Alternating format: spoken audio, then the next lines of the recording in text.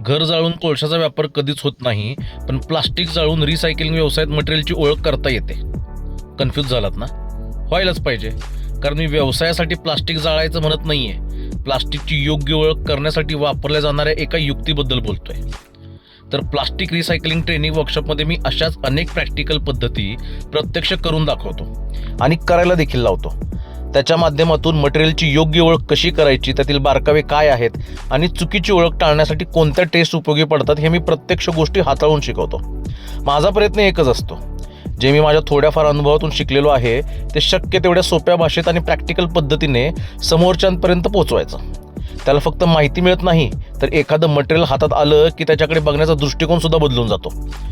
तुम्हाला प्लास्टिकबद्दल काहीच माहिती नसेल किंवा तुम्ही आधीपासून प्लास्टिक रिसायकलिंग व्यवसाय करत असाल तर हा ट्रेनिंग वर्कशॉप तुमच्यासाठी आहे. कारण इथे फक्त माहिती नाही, तर प्रत्यक्ष कामात उपयोगी पडणारं प्रॅक्टिकल नॉलेज दिलं जातं.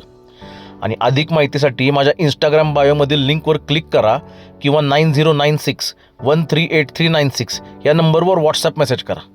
आणि हो, एक छोटीशी विनंती, हाय, हॅलो, गुड मॉर्निंग हे असे मेसेज पाठवून गायब होऊ नका. थेट तुम्हाला काय माहिती हवी आहे ते लिहा. त्यामुळे तुमचा आणि माझा हा दोघांचा सुद्धा वेळ वाचेल. धन्यवाद.